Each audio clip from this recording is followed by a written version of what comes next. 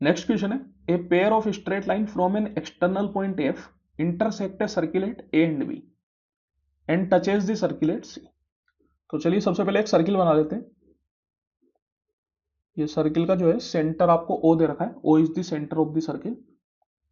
अब यहाँ पे हो क्या रहा है, एक एक्सटर्नल पॉइंट है एफ सर्किल के बाहर, वहां से इस सर्किल पे एक लाइन खींच रहे हैं अपन। वो लाइन इस सर्किल को दो पॉइंट पे इंटरसेक्ट करती है, एक तो ए और एक बी।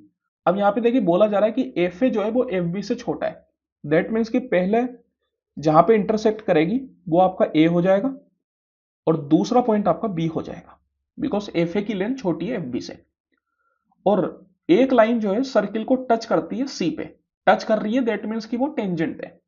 तो मैं बोल सकता हूं कि एफ से एक लाइन कुछ इस तरीके से सर्किल को टच करेगी, ये हो गया C point. Given that angle A C F जो है वो आपको 50 डिग्री दे रखा है और ए एफ सी जो है वो आपको 30 डिग्री दे रखा है। आपसे पूछ रहा है एंगल ए ओ बी,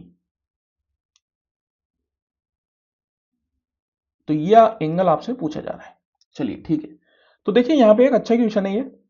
कैसे करेंगे इसको अपन, सबसे पहले तो मैं इसको ज्वाइन कर देता हूं। अब यहां पे आपको कुछ बातें समझनी पड़ेगी। सबसे पहले तो कि ट्राइंगल ए सी एफ जो है उसमें अपन को दो एंगल दे रखे और एक एंगल नहीं दे रखा, तो उसको अपन आसानी से निकाल सकते हैं।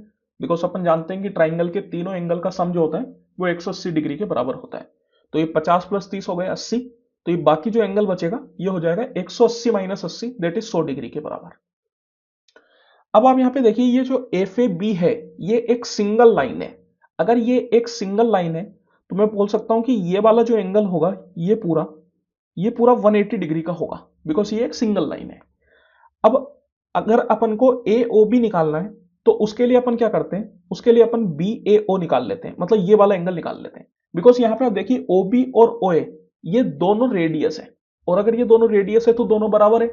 तो मैं बोल सकता हूं कि ये जो ट्राइंगल है ए ओ बी, इसमें ओ बी और ओ ए अगर बराबर होगी तो ये आइसोसेलेस ट्राइंगल हो जाएगा। दैट्स वाई अपन बोल सकते हैं कि बी ए ओ और ओ बी ए ये दोनों एंगल बराबर हो जाएंगे। तो ये दोनों एंगल मतलब इनमें से कोई भी एंगल अगर अपन को मिल गया तो एक तरीके से अपन ए ओ बी निकाल लेंगे, कोई दिक्कत वाली बात नहीं है। तो इसको अपन निकालने पे फोकस करते हैं, एंगल बी ए ओ को। तो अब देखिए इसको कैसे निकाले। दूसरी बात, ये जो ट्राइंगल अपन ने बनाया ए ओ सी, ये भी एक आइसोसेलेस ट्राइंगल बन गया, बिकॉज यहां पर भी ए ओ और ओ सी दोनों ही अपनी रेडियस है तो दोनों बराबर है, तो ये भी एक आइसोसेलेस ट्राइंगल है। तो मैं बोल सकता हूं कि ये वाला एंगल जितना होगा उतना ही ये वाला एंगल होगा। तो अब आप यहां पे देखिए ये जो है ओसी और सीएफ, ये जो एफसी था ये टेंजेंट का काम कर रहा था, और टेंजेंट और रेडियस हमेशा आपस में 90 डिग्री का एंगल बनाती है। तो मैं बोल सकता हूं कि ये पूरा जो एंगल होगा ये 90 डिग्री का होगा। तो 90 में से 50 गए तो 40 बचे, तो ये जो आपका अंदर वाला एंगल हुआ ये कितने का आ गया, ये आपका आ गया 40 का। कौन सा एंगल, ओसीए। अब ओसीए जितना है उतना ही है ओएसी, तो मैं बोल सकता हूं ये भी आपका 40 है। अब आप देखिए ये एफ ए बी ये पूरा आपका 180 डिग्री था। 180 में मैं बोल सकता हूं कि angle F A C plus angle O A C plus angle B A O, ये चारों मिला के क्या है, ये चारों मिला के एफ ए बी है, that is 180 degree.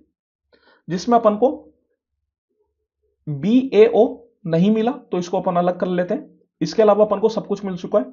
F A सी की अगर मैं बात करूं तो एफ ए सी अपन निकाल चुके हैं 100 degree, plus angle O A सी की अगर मैं बात करूं तो वो अपन को मिल चुका है 40 डिग्री, और ये हो गया अपने पास 180 डिग्री के बराबर। तो यहां से मैं बोल सकता हूं कि एंगल बी ओ कितना आ जाएगा, तो एंगल बी ए ओ ये आ जाएगा 40 डिग्री के बराबर। तो इसका मतलब ये जो एंगल बी ए ओ है ये 40 डिग्री है। अब अगर ये 40 है तो ये भी 40 है, बिकॉज मैंने आपको बताया कि ये एक आइसोसेलेस ट्राइंगल बन गया। तो मैं बोल सकता हूं कि भैया 40 प्लस 40 80, तो ये तीसरा एंगल कितना हो जाएगा, 180 माइनस 80, दैट इज अगेन 100। तो ये वाला जो एंगल है ये 100 डिग्री के बराबर हो जाएगा। ऑप्शन नंबर 3 एक बढ़िया क्वेश्चन है। इसमें बहुत ज्यादा कुछ लिखने जैसा कुछ भी नहीं है, लेकिन फिगर बनाना और उसको समझना अच्छा काम है।